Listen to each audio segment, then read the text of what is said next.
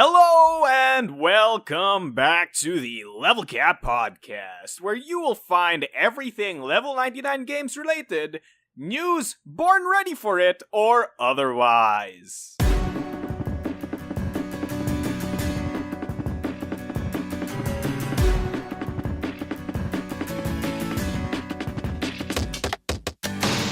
Hey, well, wait, news what ready for it?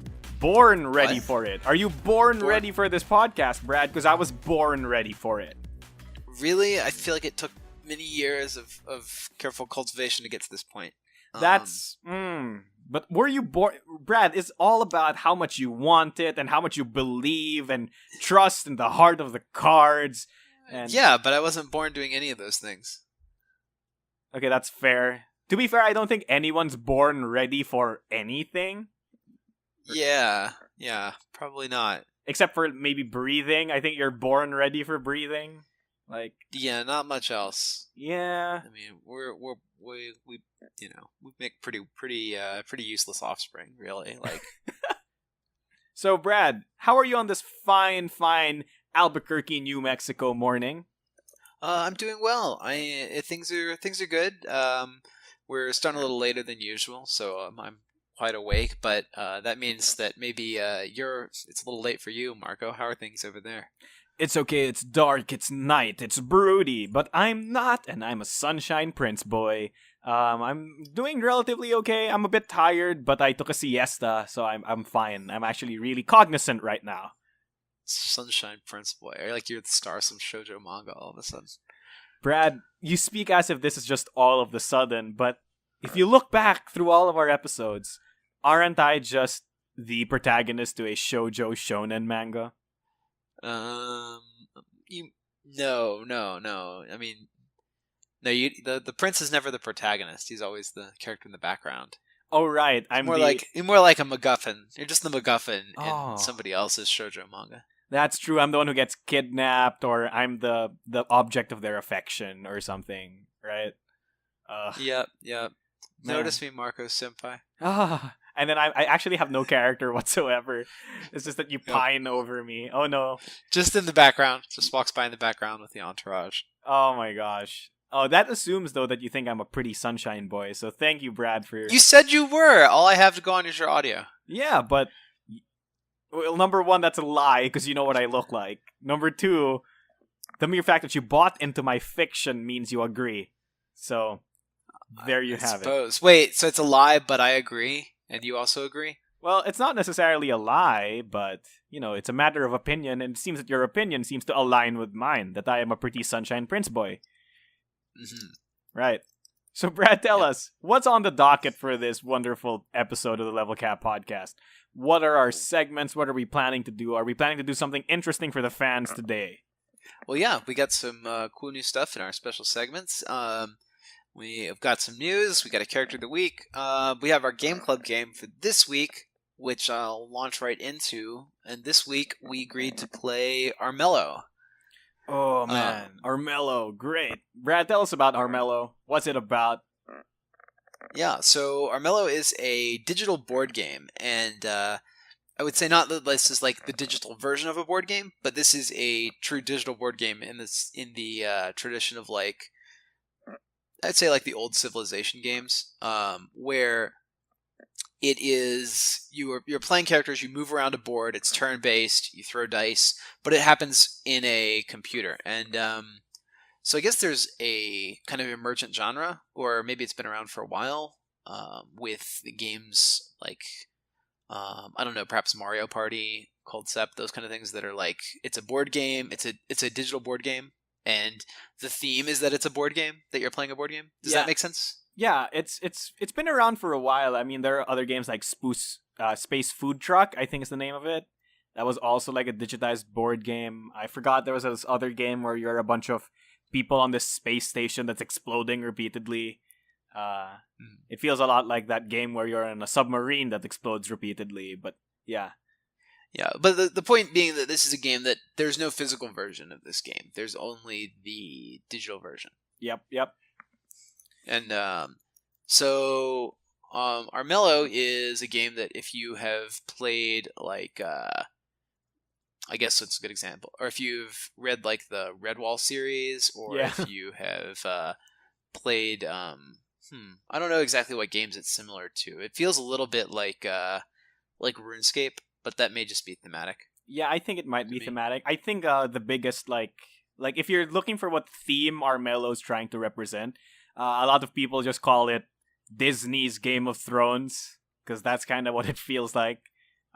It's the lore and the story and the world is about this, power play and trying to vie for power over this throne, and multiple races of anthropomorphic animals are trying to vie for power. So you have bears and wolves and mice, and The game is really cute. Like, I love the visuals in this game. I wish that I owned the visuals to this game.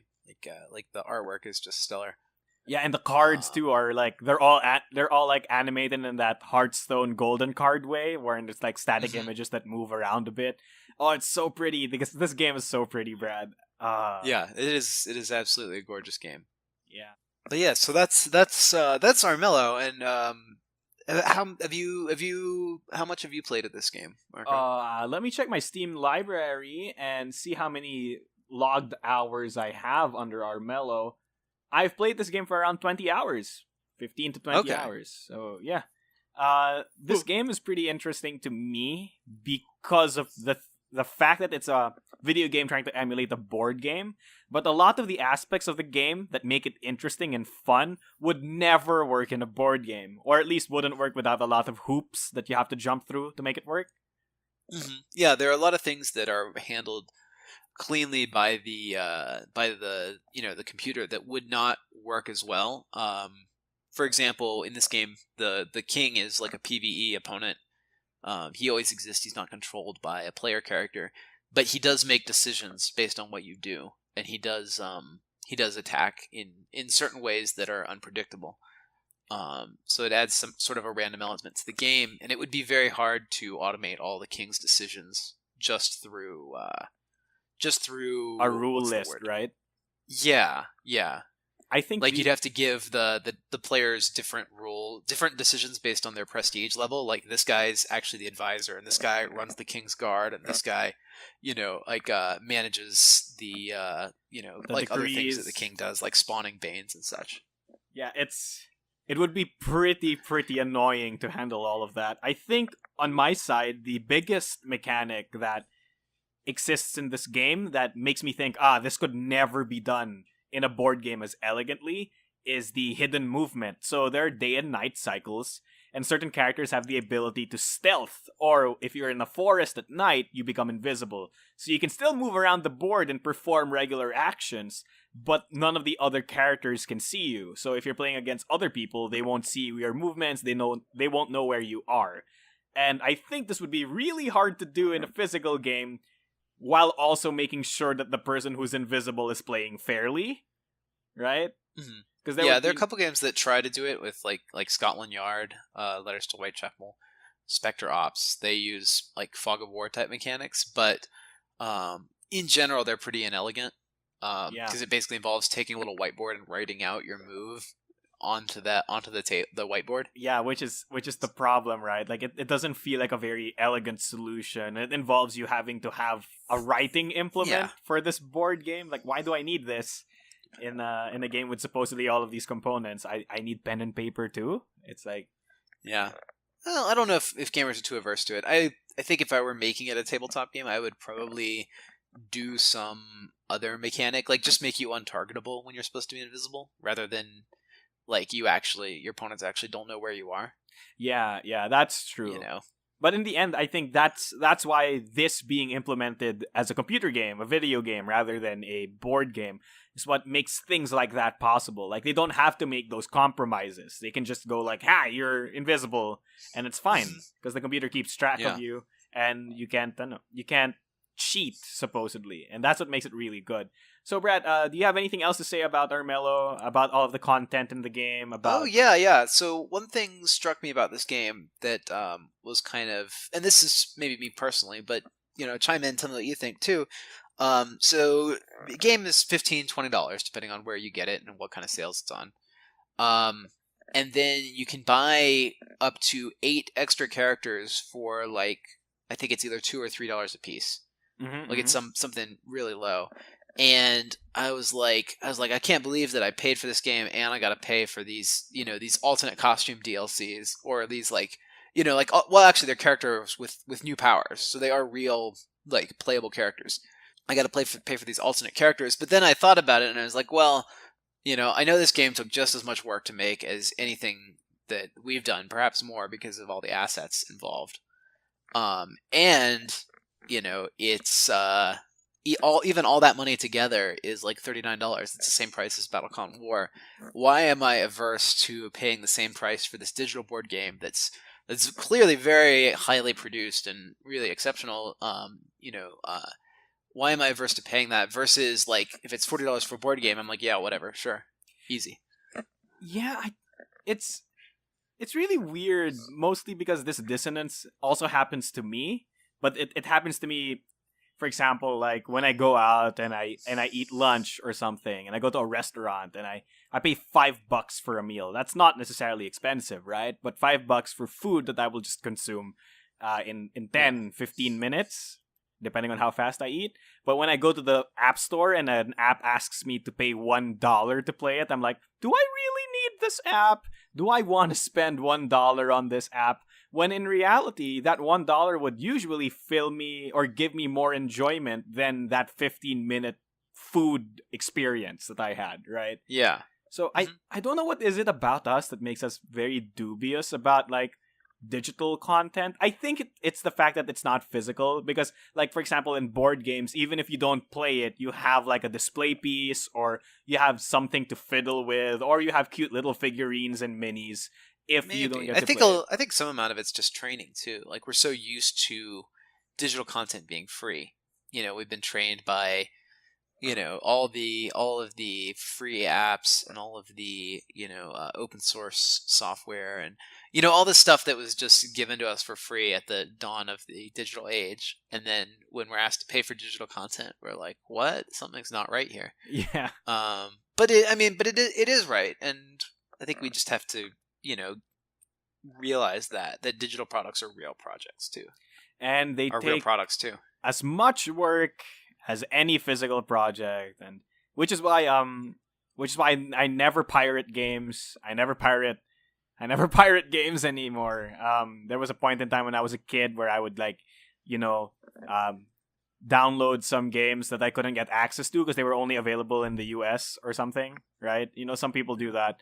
And like ever since I came to realize, that people put a lot of work in these projects, I quickly changed, and I only buy legal stuff on legal platforms, and I avoid platforms that are dubious and do reselling and whatever. So yeah, I want. Well, I mean, when you make your own money, right? Like it's good to support creators. When you're a kid and you're like, you're on allowance of like $10 a month, and maybe you can't even convert it to the actual PayPal or whatever you need to buy games, I feel a little differently about it. But yeah, as adults, like it's good to support our creators, and I'm with you on that. Yeah, definitely. I mean, you'd lose nothing for it, right? You're giving money to these people that created the product you enjoy, and that money you pay them usually results in them being able to make even more stuff for you to enjoy in the future, right? So it's like you scratch their back, they'll scratch yours. I mean, that's how I feel whenever I buy a level 99 game, right? Like, it certainly does help us to make more games in the future. Definitely. Well, yeah. So would you recommend Armello to our wonderful listeners, Brad? I would. And I'm curious, to those of you guys who played it, if a physical Armello were to come out, would you buy it? Would you want a physical copy of this game? So, what do you think, Marco? Would you? I don't think I would, mostly because I've been spoiled by how beautiful all the card animations are, and I think if they just printed the cards on cardboard, it would still look pretty. Yeah, but imagine how beautiful those full 3D miniatures would look. But they do sell those full 3D miniatures separately. So they already have them. Okay, I think, maybe I just need to go buy the minis. So you can just buy their minis. I think it was like part of their Kickstarter rewards or something that you could get the minis of the characters. And, those characters are like drawn in typical animal Disney anthropomorphic style. So they're super sleek and stylized and they look great. Who's your favorite looking character, by the way? I like. I think I like Amber the Rabbit. Oh, The most out of these characters the with the umbrella. yeah, the umbrella, and she's yellow, and yeah, I like her. I think mine is Sana. I don't know how to pronounce her name. The bear. The bear druid. Ah, she's great. I love her. Yeah. Like, she can't fight anyone, but when she fights Banes, she one-shots them. Because I'm like, yeah. All right. So that pretty much does it for our Game Club game of this week. Our Mellow. If you guys want us to do a specific game for Game Club, do tell us in the comment section down below, and we will do that. Brad, are you ready for the next segment? Which, obviously, you have to be, because you're the one who mostly talks during it. Yes, the character of the week. Yes. And Brad, our character of the week this week is... Hepzibah Coulotre. Coulotre. Or the court magician of Gesselheim. The Overlord Rex's not second in command, but most powerful advisor for sure. I see. His second in command is still Demetrius, right? No, Demetrius has I believe Demetrius has left by that point in the story, like shortly after his resurrection. Oh, I see. So who is it now? Bainveer? Probably Bainveer, the commander of the army. All right. So Brad, tell us about Hepzibah. Who is she? Yeah. So Hepzibah is a sorceress who is very capable with life magic. She can basically manipulate and shift life around between people or organisms or whatever.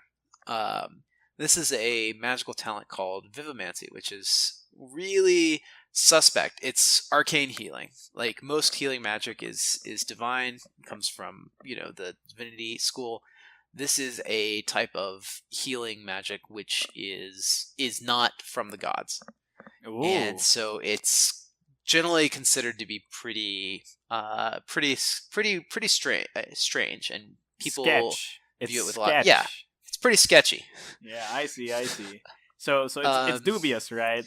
So technically, in the world of Indians, Vivimancy is what most average settings would associate with necromancy, because in Indians, necromancy is a quote unquote regular thing, right? Perhaps, yeah. Like this, I guess the stigma of this. Well, the thing is that it's a very rare art. Nobody really does this. Like there are currently 3 people in the world that do this art that we know of in Indians. So most people just don't know what to make of it. And but yeah, it's different than necromancy, because necromancy just reanimates things with what's the word? Like makes them move around. You're not actually bringing people back to life from the dead, but that's what Hepzibah does. Her biggest achievement in 300 years is she has managed to fully revive 3 people from death. The first person she brought back was Cherry in Battlecon War. And Cherry came back kind of incomplete. Not just physically because her eyes are gone, but spiritually too. And so she's sort of this portal that things from other worlds can use to get into Indians. Kaons. Yeah, or other things that we haven't seen yet too. Ooh, scary. All right. Yeah. The second one was Overlord Rexin. Yeah. All right. And Rexin came back, and he seems about the same, but there are things that are different about him, and there's some sort of curse that hangs over him now that he didn't have before, which is his unique ability now. Yes. Yeah. All right. And then finally, the last one that she brought back to life was Malandrax, who is sort of a tabula rasa. Like she brought back a famous alchemist, Aaron Ross, but without the same memories and without the same body. So he's now sort of a new person, but he's still the same as before. New year, new me. We talked about Malandrax in a previous episode, so I won't go too deep into him. Yeah. But so that's what she's done is she's actually managed to do true resurrection, which is something that has, as far as people in the world know, has never been done before in this world. This is some pretty scary stuff. I bet there's a lot of like political implications to her being able to bring back dead people, right? Yeah. There's a lot of that. A lot of people are worried because they killed the Overlord the first time, and now he's back, and now he's got somebody who can bring him back. Oh. So they may not be able to kill him again this time. Yeah, that's really worrying. So, but Hepzibah wasn't always evil.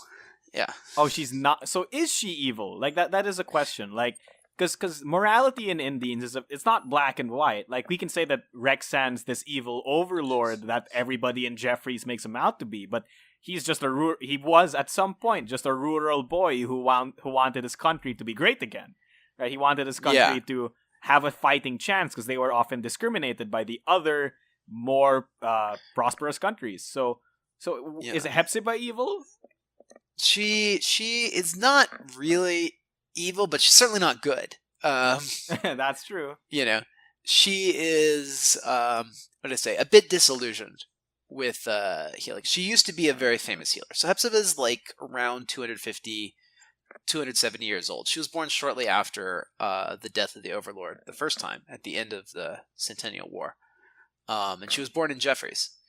And she had the ability to do this great thing where she could shift life around. She could heal people or like take life from animals and put it into humans to heal them. All that kind of stuff. And she got very famous for this because she was able to cure like any kind of disease, any kind of problem that people had. And she eventually became the royal healer of Jeffries. Oh, wow. What made her defect? Yeah. Well, so King Alexian, I don't know exact number at that point, but it's probably like the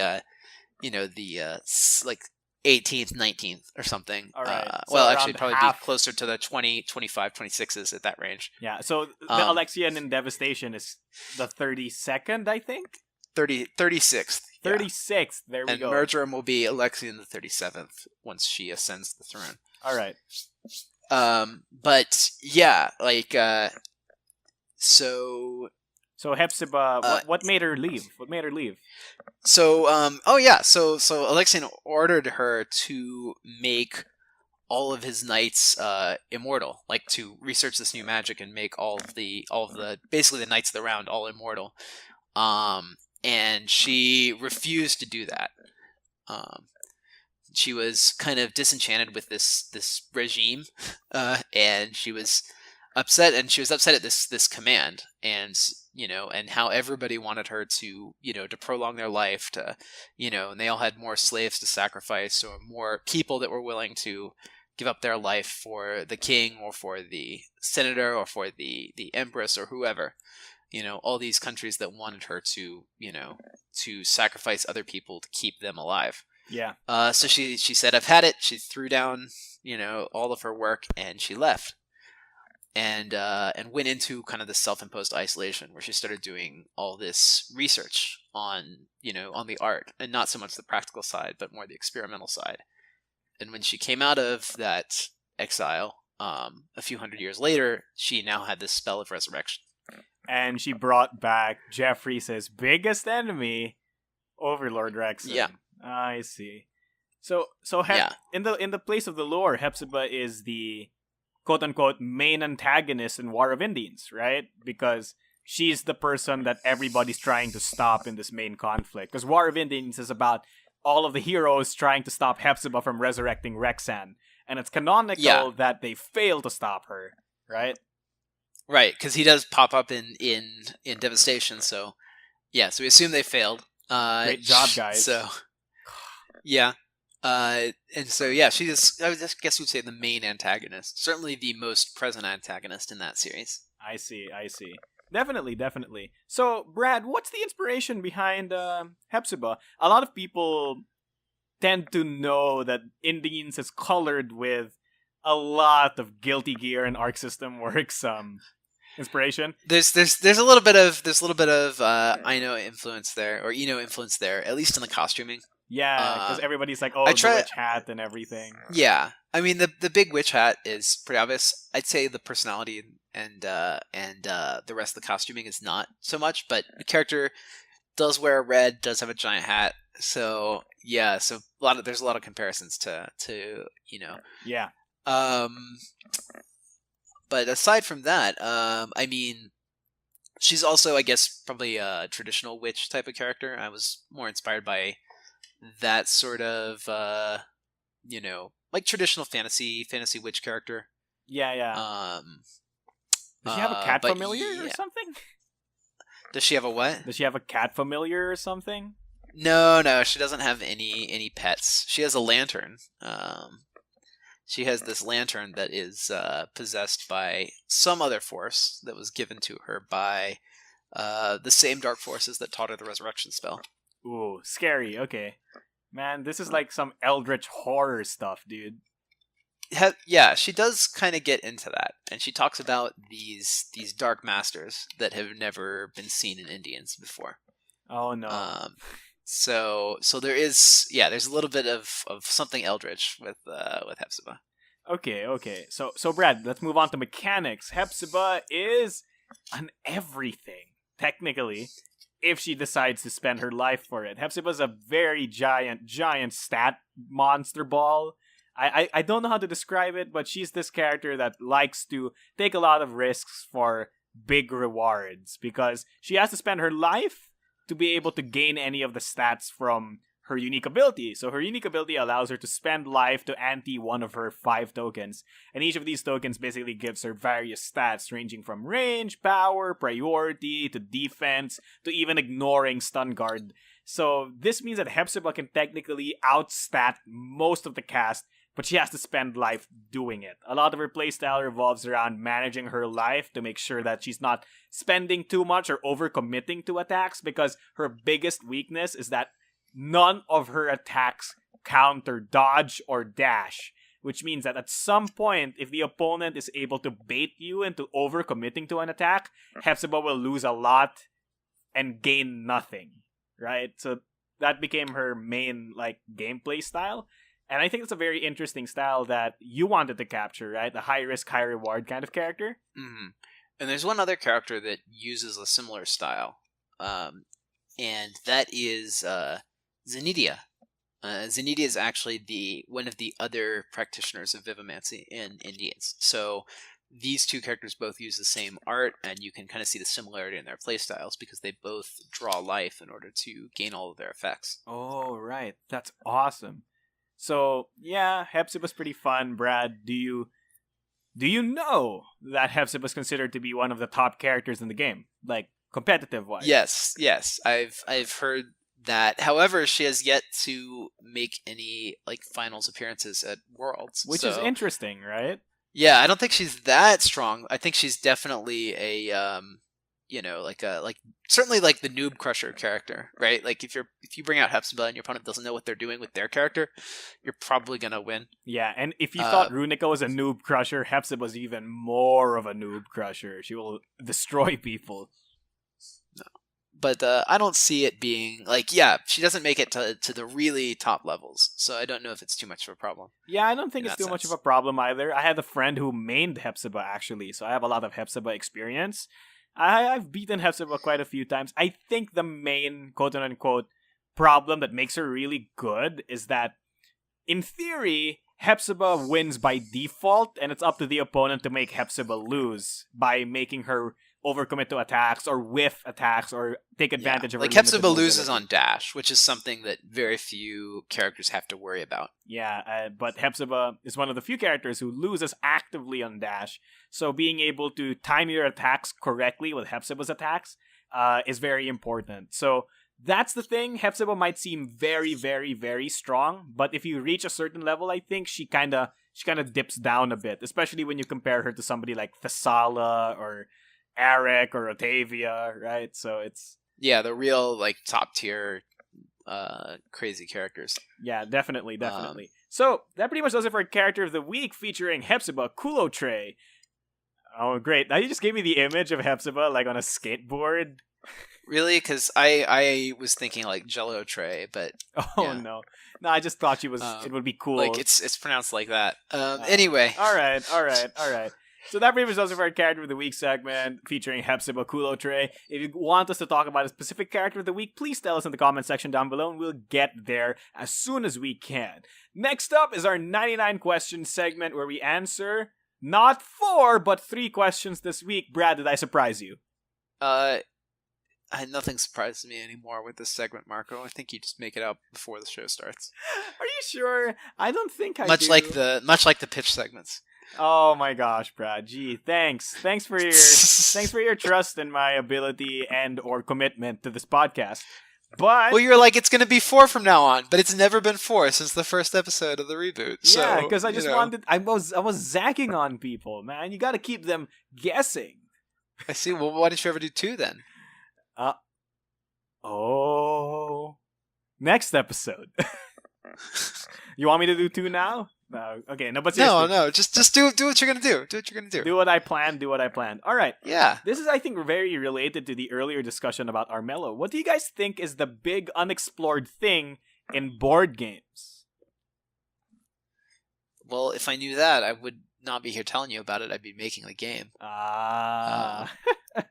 The next big unexplored thing in board games. I don't know about that. I know that I'm really excited for like tabletop surfaces. Playtable has been working for a few years to try and get their, like tabletop working, so you can play games on a digital table in the middle of your table. Oh, that's awesome! That sounds awesome. Yeah, but it's been a long time coming, and so I'm not certain when it's going to happen. Same thing like iPad gave us a lot of those kind of games. That's what I would like to see is I would like to see more games that can be, or like, I guess I would say like some kind of system that allows us to play board games without printing new cards every single time we make a game. Yeah, that would be neat. Like, because if I could like patch BattleCon without charging everybody $20, like that would be really nice. That would be great, actually. I think I have an idea for something big and unexplored in board games. Well, what is that? Those exhibits in those mind museums or whatever where they have the light and then there's like sand on a table, and when you move the sand, like some program reads the sand and changes the color of the sand depending on how tall the sand pile is. So it's essentially this augmented reality screen on top of a table, right? So I feel like I haven't seen one of those specifically, but I can imagine what you're talking about. Yeah. So it's this there's like a projector projecting onto the table, and I think that's something we could explore. A lot of people are doing like augmented reality and VR stuff that involves like having to bring out your phone or having to wear this rig on your face so that you can see it overlaying the physical world. But I was like, why not just use projectors or something like that? I think I think I'd play Yu-Gi-Oh on that. Well, that would be great. Yeah. Okay, so that's one. That's one. People have stolen our ideas now. Somebody's gonna make a board game out of your thing plus my thing, and they're gonna be millionaires, and we're gonna regret it. Well, they'd have to have a couple $1 million to do it, so I don't really grudge them that. That's true. Wait, if you're willing to spend the money on it, then that's cool. Yeah, that's cool because we would benefit. not from royalties, but the mere fact that it exists would mean Brad can print revisions to BattleCon without having to make us pay $20. All right, question number 2, Brad. This one's very interesting. If you water an apple tree with apple juice, is it cannibalism? What kind of a question is that? I don't know. I asked the community members for questions they wanted us to answer, and this is what they gave me. And I'm like, okay. I don't know. I think. Let's see. I think we could do a little quick research, a little quick Google foo on that. Define cannibalism. Well, no. Etymology, right? So cannibal, is from cannibales, which is Spanish, which is the name of a certain group of people, the Caribes, that used to eat humans. So No, it's not I would cannibalism. say no, because cannibalism specifically refers to humans eating humans and not just to something eating its same species. Oh, so if the apples Maybe ate people, it would be like applealism or something. applealism. There we go. I don't know. The new Shakespeare, Brad Talton Jr., creates a new word, kind of like elbow. All right. What's the third question? Let's move on from these thoughts. Okay, let's move on from these dark philosophical thoughts and ask this last question. So this one's very related to what we also talked about earlier in our mellow, because somebody asked, oh, what do you think would be interesting, since a lot of these games that are essentially board games simulated on a video game, what do you think is a design space you can explore there and not easily explore with physical games? So we've talked about hidden information, but do you think there's something else that we could explore in that space? We talked about it with Riflum, and this is one of the things that we're doing in BattleCon Online, is like cards that can change themselves as you play them. Mm-hmm. So like AEG did this with like Mystic Veil and Custom Heroes. They're card crafting games where you put in a couple pieces of translucent plastic and you alter the cards. Oh yeah, I saw. But you can do that so much easier. Yeah, you can do it so much easier in digital space. Definitely. The other thing you can do is like what Hearthstone does. You can create new cards. So if you have a card that's like, create 3 traps and shuffle them into your opponent's deck, and they look just like your opponent's cards, like that kind of stuff can happen. Or you play this card and it creates another card, which you can play at a later time. Those are the sort of things that are really cool, that can't be done physically or that require a ton of components to do physically. Definitely. Yeah. I think I was actually talking to the community members when they posed this question, and some of them were proposing some stuff like, what if it was physics-based games? So, like games of dexterity, like, say, disc duelers. What if in video game form you could do some crazy physics that aren't possible in the real world? Like, make some of the pieces teleport, or, duplicate pieces mid-flight. Disc duelers I think is one that would be really good in digital, because you could make all the terrain pieces that we couldn't fit in the actual game box. Yeah, that's true, because like a lot of the terrain pieces was just like, find junk around your house. And that was how we played it in playtesting. But, well, actually we built all our terrains out of Legos, but that wasn't good enough for folks at home. People expect the whole game to be in the box, and you don't have to add stuff to it. So maybe if we ever republish Disc Duelers, we'll do it with terrain this time around. Oh, that sounds Or maybe we'll great. just make a digital version. Yeah, that would be great. And you can make it like Angry Birds, where you can like have abilities that like the character abilities would be different, right? So for example, if you had like some characters could jump, some characters could explode, or like send out a force wave, or duplicate themselves, like shoot little bits. Like you could actually have Rook fire a machine gun, like these little tiny bits go like pew pew pew pew pew, and you could use them to like slowly knock people off the table. Oh, that kind of thing. That would be great. And and you can actually lower the movement speed of specific characters. Man, make Cadenza heavier than other characters and whatnot. Oh man, that'd be so good. That would be pretty neat. That would be pretty neat. All right, so that pretty much does it for our 99 question segment, where we answered some pressing questions from the community, and apparently people who want to know about etymology about cannibalism. So, Brad, are you ready for our quick News 99 segment, where we'll tell some of the community members some hot-baked news fresh off the press into their chest? Chess? Like chessboard, or like chess pie, or like... I don't know. Chess board. I don't even know anymore. Into their chest. I don't like even we know changed anymore. the game. We changed the game of chess with our news. Brad, what's the wonderful news? So now there's news? news pieces moving around instead of there's news kings and queens. Yeah, and then you check me. I don't know. Brad, what's all the right. news? Consider your news checked. Yeah, check me, Brad. What's the news? All right. So next weekend, if you're listening to this, next weekend we should have Temporal Odyssey available on Kickstarter for you. So if you haven't seen this game yet, it's a time traveling battle card game for 1v1 or 2v2. It's probably the most accessible battle card game that we've ever done. Probably one of the most accessible games in this genre, because you throw your character out on the table and then you're ready to go. All of the cards you acquire during the game, so you don't have to build a deck. You don't have to know a lot about the cards in the game. the game will provide you with new abilities and cards at a very a very regular pace. So you can build your strategy and adapt as you go. In that sense, it's really neat. You don't have to. There's no big startup to it. Yeah. Oh man, I'm so excited for this game. Not only are the mechanics really interesting to me because I feel like it'll be like BattleCon or Exceed, wherein there is random elements. So in BattleCon, the random element is your opponent, right? Or in Exceed, it's the deck. But you will still feel very skillful while playing it because a lot of the decisions you can make are, you can make informed decisions based on what you draft. The game's really flexible and it really allows you to adapt. And yeah, there are a lot of reasons to make any given decision and a lot of decisions that you can make for different reasons. For reasons, I will love this game. We should play this on Tabletop Sim at some point and show people how great it is. Yeah, absolutely. We do have the Tabletop Simulator module available now, so you can get the game and try it out.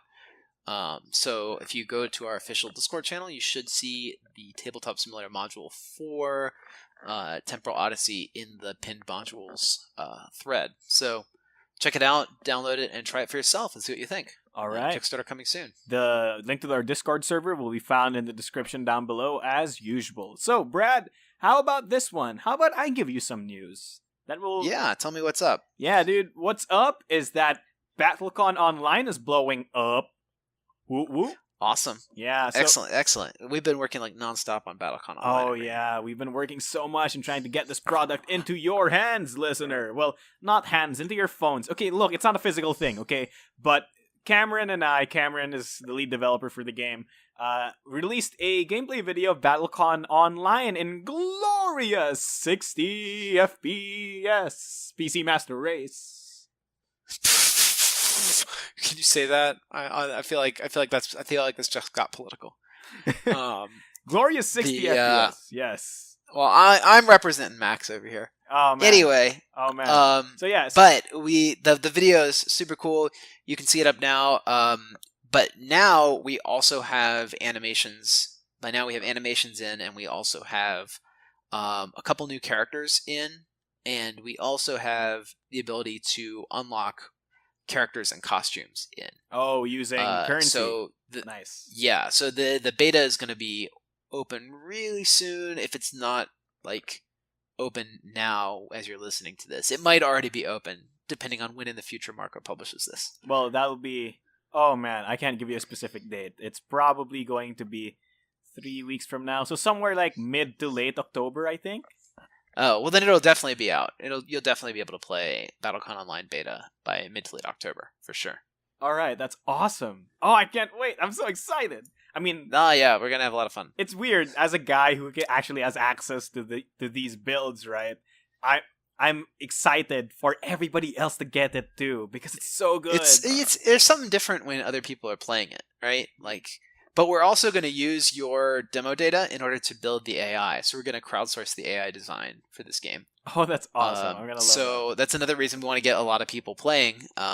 Playing is so that we'll record all your moves against each opponent at each certain range, based on the game state, and then we'll compile that data in order to build the AI for this game. So the AI will play like a typical player would at any given point in the game. That's scary. So if this ends up giving us like some BattleCon Terminator AI Skynet thing, it's all gonna be your fault, Brad. So it won't be. It won't have any imagination. It'll just have a lot of data. 15. So don't worry about that. I have 15. This one won't dream. Are you sure? Yeah. All right, if you're sure. And that pretty much does it for our News 99 segment, where we deliver some hot baked news off the press into your chest. Brad, let's move on to our last segment, our very special segment, our wonderful, wonderful pitch. Welcome to the pitch, Brad. Are you ready? Welcome. Oh, I suppose so. Okay, I think I may be more ready than you this week, Marco. Oh, are you sure? I'll see. Oh, we'll see. You want to go first? Well, I have to explain the rules to the listeners. Listeners, The Pitch is a very wonderful segment where Brad and I will pitch new segments to you and to each other. And you, listeners, yes, you listeners, will get to vote on which segment we'll do next week. So, this segment, we will give you a small sneak peek preview about what the possible segments will be, and you will pick between my suggestion and Brad's suggestion, and that will be the segment that we will do at the end of the podcast the following episode. So, Brad, do you want to go first, or do I go first? I'll go first. Actually, I'll go first because I like yours better than mine. Oh, but, wow, Brad. Truly. But, so I'm going to save the best for last. But I think, anyway, so my segment is called Name of the Game. And this is a quiz show where one of us picks a game and gives 10 clues to the other. And after each clue, you get to make a guess about the name of the game. And if you get it right, you get points equal to 1 plus the number of remaining clues, right? So the maximum So you get it right on the first guess, 10 points. You get it right on the very last guess, just 1 point. Yeah, okay. So the maximum score is 10. And we would Unless we play multiple rounds, then you could get to 50 or 60 or millions even if you play enough rounds. That's interesting. And maybe our fans at home can play too. They can give their guesses at every moment in time, at every clue. Yeah, that would be, we could make it, win Brad Talton's money or something. What? I don't know. If you get it, you never seen Win Ben Stein's money, the show? Oh, okay, no, Brad, you have to stop making all of these references to American pop culture that I probably wasn't born by the time it was out. It's okay, just do a YouTube search for Win Ben Stein's money after this show, and then you'll understand. All right, I will understand, and maybe listeners, you will understand. Please do not laugh at the random Asian guy who doesn't know a lot about American Western culture. I think a lot of Americans don't know about Win Ben Stein's money either. Okay, all right. But he's I don't know how else to describe Ben Stein. Most people know him from the Visine eye drop commercials. Okay.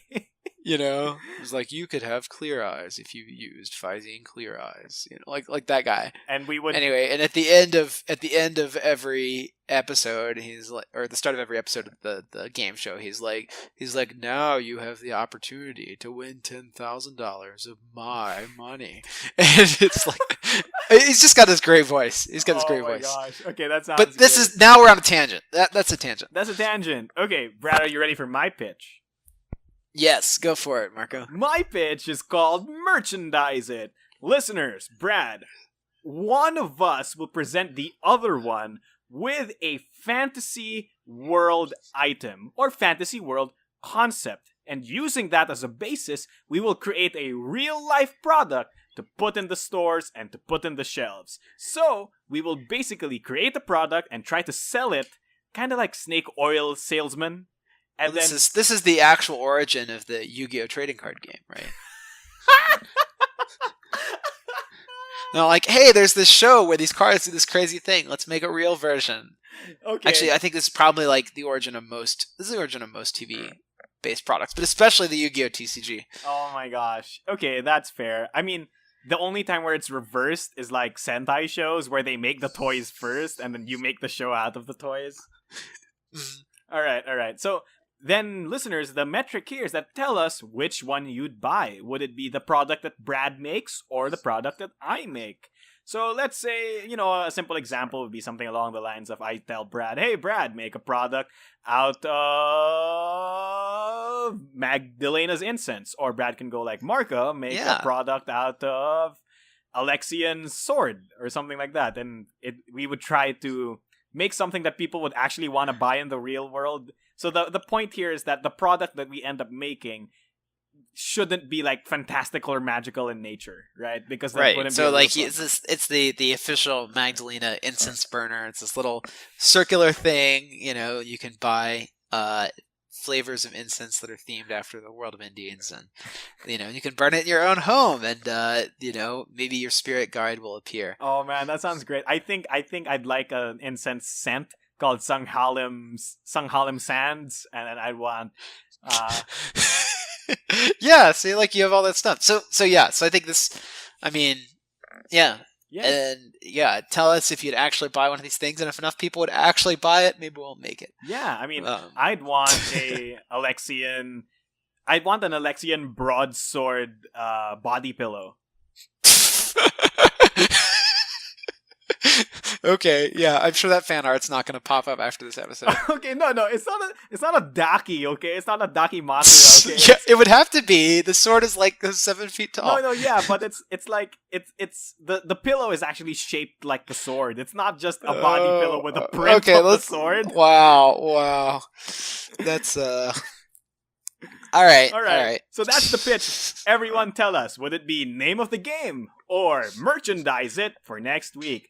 Tell us in the comment section down below, and we will pick the most popular pick. And Brad, sad to say, as much as I enjoy doing this podcast to you, we're at the end of all of our segments and all of our news. So Brad, we'll be back soon enough. We'll be back soon. So long, farewell. Well, Alvita, say goodbye. See, I was gonna go like happy trails to you. Okay. Till we meet again. I probably missed that terrible because Rogers was before my time. Oh my gosh. But my mom always used to sing Happy Trails. Man, Mr. She was a waitress at the Roy Rogers restaurant in her youth, and she used to sing the Happy Trails because they made her sing it at the restaurant. All right. So, Brad, let's do our final segment, which I like to affectionately call the Goodbye segment. As usual, it has been me, your host, Marco DeSantos, also known as Mechanic Critic, and with me is my wonderful, happy trailing co-host, Brad Talon. Thank you guys for joining in with us, and leave us some comments. Let us know what you want to see next time, and I look forward to talking with you again then. Happy gaming! Happy trails!